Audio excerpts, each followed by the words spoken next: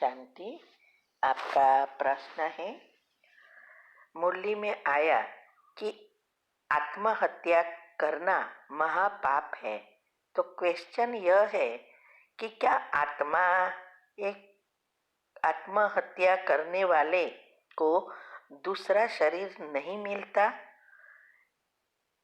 या हम ऐसे भी समझ सकते हैं कि उस आत्मा का पार्ट ड्रामा अनुसार कभी और होना है, कहीं और होना है, इसीलिए उसने आत्महत्या की। तो फिर उसको पाप क्यों कर लगेगा? उत्तर है, देखो, इसके बारे में हमने YouTube पर बहुत सारे टॉपिक रखे हैं। कर्मों की गुह्य गति में भी समझाया है और दूसरे टॉपिक में भी आत्महत्या के बारे में समझाया है। और उसकी चैनल का नाम है शिव शक्ति मेडिटेशन बीके कुसुम। करेंगे, सब्सक्राइब करें, फिर प्लेलिस्ट में जा सकेंगे तो ग्रुप वाइज आपको मिलेगा। तो ये टॉपिक स्पेशल टॉपिक में भी होगा और दूसरे कर्म की गुह्य गति सारी सुनेंगे तो भी आपको समझ में आ जाएगा। दूसरा, कर्म, पुरुषार्थ, भाग्य और ड्रामा सब अलग है, उसका भी टॉपिक आप सुन सकते हैं। तो आत्महत्या के बारे में गरुड़ पुराण, शिव पुराण वगैरह बहुत सारी चीजें शास्त्रों में बताई है और बहुत भयंकर चीजें बताई है। लेकिन परमात्मा ने आके जो हमें ज्ञान दिया उसके हिसाब से हम जवाब दे रहे हैं। तो आत्महत्या करना सबसे बड़े से बड़ा पाप है। इसीलिए कहते हैं कि ये इसके जैसा भोगना और कोई नहीं है, और नरक में भी नहीं जा सकता, स्वर्ग में भी नहीं जा सकता। वास्तव में नरक और स्वर्ग दोनों तो यहाँ ही है। तो आत्महत्या करने से क्या होता है ये हम समझेंगे। उसके पहले ये समझना जरूरी है कि ड्रामा अनुसार आपने कहा कि फिक्स होगा और दूसरा जन्म मिलना होगा, इसीलिए हुआ।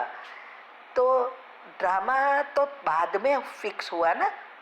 पहली बार जब भी ये ड्रामा 5000 साल का बना तब उसने ये किया है, इसीलिए होगा। ड्रामा का ज्ञान हमें तब यूज करना है जब हम कुछ भी काम कर रहे हैं, पुरुषार्थ कर रहे हैं, तो हम पूरा विश्वास से करते हैं, फिर भी सफलता नहीं मिलती तब ड्रामा। पहले ड्रामा यूज करने से नुकसान होता है। ड्रामा का ज्ञान इसीलिए दिया है क्योंकि हमारे पुराने हिसाब किताब चुकतू हो जाए और नए कर्म का हिसाब अच्छा बने, इसीलिए दिया है। न कि गलत चीज़ों को भी ड्रामा करके यूज करना है। तो ये जो ड्रामा है वो हमने ही तो बनाया है ना, नीचे आया तब। तो जब हमारी जब मृत्यु होती है या हमें जब शरीर मिलता है तो हमारे भाग्य का बैलेंस होता है। हमारे तीनों सेल्स, एनर्जी, इलेक्ट्रॉन, प्रोटॉन और न्यूट्रॉन, इसमें से 2 एनर्जी जो है इलेक्ट्रॉन और प्रोटॉन, इसका बैलेंस होता है और हमें उस अनुसार जीवन मिलता है। उस अनुसार साल कितने हैं या सांसें, हमारा मृत्यु सांसों के ऊपर है। तो सांस फिक्स है और उसके हिसाब से हमारी मृत्यु होती है। इसीलिए ये भी सब कुदरत के नियम जिसको कहते हैं, ऐसे ये नियम है।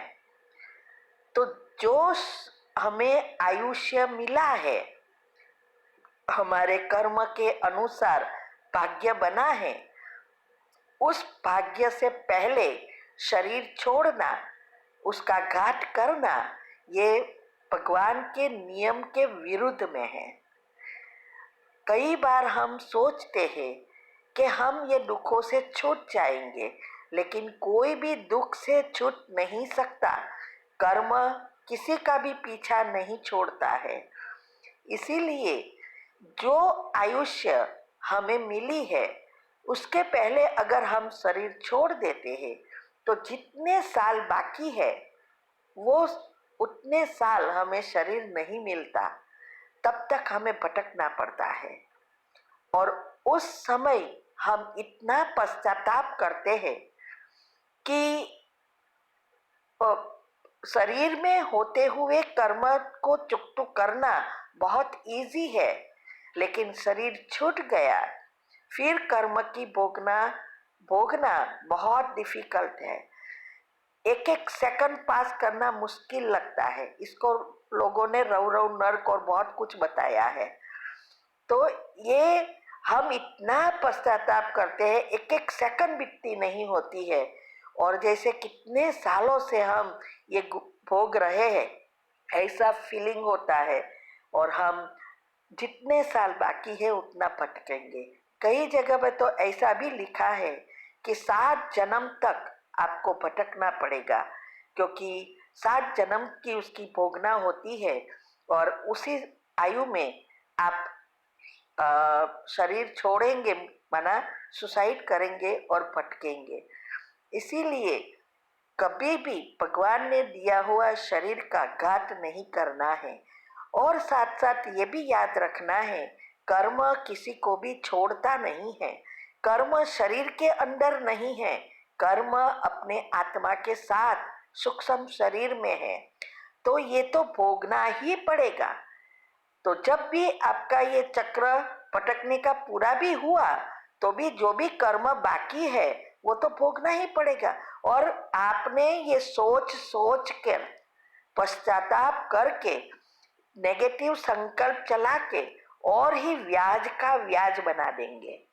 तो जहां भी आपका जन्म होगा तब वहां ऐसे ही सरकमटेंस होंगे और आपका फिर से ये सिचुएशन आएगी। तो ये सब बातों को अच्छी रीति अगर समझना है तो यूट्यूब पर हमने डिटेल में रखा है कि कैसे कर्म काम करता है।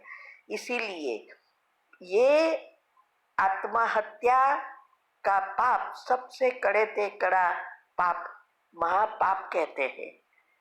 ठीक है, ओम शांति। आपका प्रश्न है कि बोलते हैं कि देखते हुए नहीं देखो, सुनते हुए नहीं सुनो। कई बार बाबा भी माना परमात्मा भी यही कहते हैं, लेकिन ये कैसे पॉसिबल है? क्योंकि जन्मों के संस्कार है, इसके लिए या तो कोई स्वमान हो या फिर योग के थ्रू हो सकता है, या कोई इनर पावर है जिसे हम इससे यूज करें तो ये पॉसिबल हो जाए। मेरा ये पर चिंतन चल रहा है पर कोई आंसर नहीं मिल रहा है। उत्तर है, लगता है आप सिर्फ प्रश्न और उत्तर के ग्रुप में ही ऐड हुए हो। जब भी कोई नए आते हैं हम कहते हैं सभी ग्रुप में ऐड हो जाओ, तभी आप पुरुषार्थ कर सकेंगे। तो आपके प्रश्न ऊपर से ऐसा लगता है कि आप 2 ही ग्रुप में हैं या तो दूसरे ग्रुप का आप कुछ करते ही नहीं हो। तो देखो, ये जो संस्कार की आप बात कर रहे हो तो ये पुराने संस्कार सबके हैं, दादियों के हैं, ब्रह्मा बाबा के थे, सभी वरिष्ठ भाई बहनों के हैं, हमारे भी है, सबके हैं। और उसको बदलना ही तो पुरुषार्थ है। और इसीलिए दुनिया में 800 करोड़ में से थोड़ी ही आत्मा देवात्मा बनती है। उसका कारण ही यह है। इसीलिए ये अगर तीव्र पुरुषार्थ करना है तो सभी ग्रुप में आप ज्वाइन होके रोज का रोज करेंगे। योग की विधि बताई है वो करेंगे। दिनचर्या ग्रुप में सारी सिस्टम आती है कि सुबह से शाम तक कैसे शॉर्ट में दिनचर्या फिक्स करें, फिर अपने अनुसार नई दिनचर्या बनानी है। ये सब करेंगे तब ये होगा। तीव्र पुरुषार्थ ग्रुप में भी आता है, हमारी जो धारणाएं प्रैक्टिकल की है उसकी 12 ऑडियो आती है। उसमें आता है देखते हुए नहीं देखो, सुनते हुए नहीं सुनो, कैसे ये धारणा हमने की, और ये सभी धारणाओं का हमने बताया है ब्रह्मचर्य तक का। तो ये सब करना पड़ेगा, तब होगा, ऐसे ही नहीं होगा। और हमारा तो प्रैक्टिकल अनुभव है कि हमने ये सब धारणाएं की, तब यहाँ तक घर बैठे पहुंच सके। तो और सेवा के लायक भी बना दिया बाबा ने। तो इसीलिए प्रश्न पूछते रहेंगे तो कुछ नहीं होने वाला, ऐसे कोई समान में रहने से भी नहीं, उसकी सारी सिस्टम फॉलो करेंगे तभी ये परिवर्तन होगा। और ये 100% पॉसिबल है, जो हम प्रैक्टिकल हमने किया है। तो और जब ये अवस्था होगी तभी आप नए कर्म इजीली अच्छे बना सकेंगे और उच्च पद प्राप्त करेंगे। तो ये सब कुछ हमने यूट्यूब पर रखा है, आप वो सुनो। और सभी ग्रुप में जो भी आता है, हमारी ऑडियो जो आती है, सभी चीज़ों को सिर्फ सुनने से कुछ नहीं होगा। इवन टॉपिक भी हम लिखते हैं डिटेल में, आत्मा की शक्ति और संकल्प शक्ति, वो भी आता है। वो भी अच्छी रीति समझो, हर एक चीज को सुनकर पढ़कर समझना है, समझकर धारण करना है और जीवन में प्रैक्टिकल में लाना है, तब फायदा है। सिर्फ सुनने, सारा दिन सुनते रहना और मन तो यहाँ वहाँ भटकता रहे, उसका कोई अर्थ नहीं है। तो वहाँ की वहाँ ही रहेंगे। तो आप ये सब करो, चेक करो आप कौन से ग्रुप में हो, कौन से में नहीं हो। ठीक है, ओम शांति। आपका प्रश्न है, हमारा अपना बिजनेस है, अब जैसे हम ट्रस्टी होकर के खुद को निमित्त समझे और ये माने कि परमात्मा माना बाबा का ही बिजनेस है, ये बस उसे संभाल रहे, मैं तो संभाल रही हूँ। तो अगर कभी कोई डील होने में कोई बाधा दिखे तो क्या बिल्कुल निश्चित हो जाऊं कि अगर बाबा को ये आत्मा के साथ बिजनेस करना होगा तो करेंगे, वरना नहीं। मेरा कोई लेन देन नहीं है और चाहे कितनी भी प्रॉफिटेबल डील हो, उसका पूरा डिसीजन बाबा पर छोड़ दूं। निमित्त बनने के बिजनेस करना मतलब मैं आपने आपको प्रॉफिट लॉस से डिटेच कर दूं या बाबा पर छोड़ दूं, जो उन्हें सही लगे वो करे, मैं उनका हर डिसीजन खुशी से एक्सेप्ट कर लूं, ऐसा समझूं, ये समझना है। उत्तर है, देखो, ट्रस्टी बनना अर्थात क्या, पहले तो ये समझना पड़ेगा ना, ट्रस्टी बनने का अर्थ क्या है। क्योंकि आपने जो कहा कि बाबा को पर छोड़ दूं, प्रॉफिट और लॉस भी बाबा पर छोड़ दूं, वो जो करे वो डिसीजन शुरू, अगर वो करने वाले होते हैं तो आप क्यों वहां रहे हो। अगर वो आपके लिए करे तो उसके तो सारे विश्व के लिए करना पड़ता, क्योंकि सभी आत्माएं उसके बच्चे हैं। तो बाबा ने तो कभी ये नहीं कहा कि मैं करूंगा, बाबा ने कहा ट्रस्टी बनो। तो ट्रस्टी बनने का अर्थ क्या है,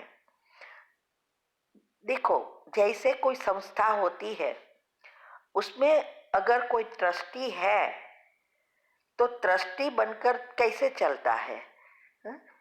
वो सब कुछ संभालता है, उसमें खुद की बुद्धि का उपयोग करता है और अच्छे डिसीजन लेकर ऐसा काम करता है जो अच्छी रीति उसकी संस्था चले। और लेकिन मन से उसको पता है मैं कितना भी पैसा कमाऊंगा, जो भी ये प्रॉपर्टी है सब मेरी नहीं है, इस संस्था की है, मैं तो सिर्फ ट्रस्टी हूँ इस संस्था का, ये पैसा भी मेरा नहीं है, ये काम भी मेरा नहीं है, कुछ भी मेरा नहीं है। ये उसको पता है, लेकिन संभालता तो है ना। जैसे हम पॉजिटिविटी के जो प्रोग्राम करते हैं उसमें हम एग्जाम्पल देते हैं कि कई बार कई कहते हैं हमेशा पॉजिटिव सोचो, तो क्या कुछ भी हो जाए तो भी पॉजिटिव ही सोचना है। तो हम एग्जाम्पल देते हैं कि जब हम चल रहे हैं और बीच में बहुत बड़ी खाई है या बड़ा खड्डा है, तो अगर हम ऐसा सोचे पॉजिटिव कि हम यहाँ से चल सकेंगे, गिरेंगे नहीं, तो ऐसा होगा क्या? कभी नहीं, गिरने वाले ही है। वहाँ हमें भगवान ने बुद्धि दी है कि बुद्धि का उपयोग करना है, कि बुद्धि को चलाना है, कि अगर मैं इसमें ही चलना चाहूंगी न तो मैं चल सकूंगी, लेकिन गिरूंगी तो जरूर मरूंगी। इसीलिए मुझे बुद्धि का उपयोग करना है कि ऐसे तो अच्छा है मैं उसके साइड में जाकर पार करूं, न कि बीच में। ऐसे ही ये बिजनेस में है, घर में है, कुछ भी चीज हम करते हैं तो ऐसे करना हमें ही है, बाबा कुछ नहीं करने वाला, हमें ही ये करना है। लेकिन ट्रस्टी बनकर, जैसे हम बिजनेस कर रहे हैं तो हमें ही बिजनेस कैसे अच्छे चलाना, डील कैसे करना, अच्छा अच्छे से अच्छा बिजनेस चले, ये सब हमें ही करना है। हमारी अच्छी शुद्ध बुद्धि को यूज करना है।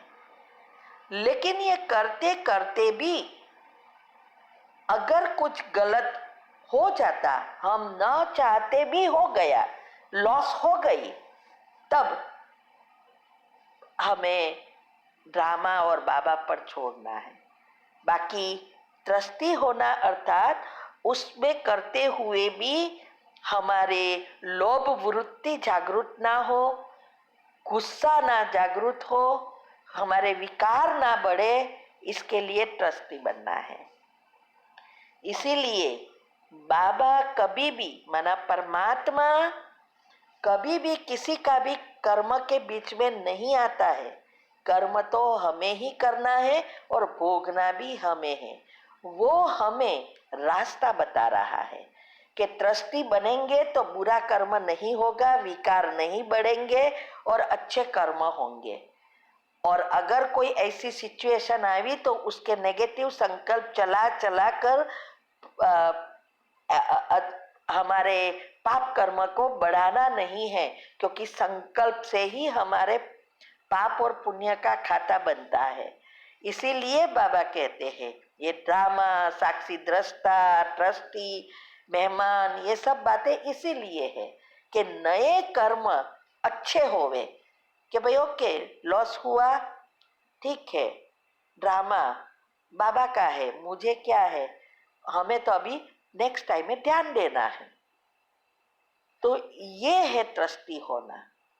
तो अच्छा कर्म करने के लिए बाबा कहते हैं, नहीं तो क्या होगा, हम वही कर चलाएंगे, विकार बढ़ते जाएंगे, कर्म भी, पाप कर्म भी बढ़ते जाएंगे।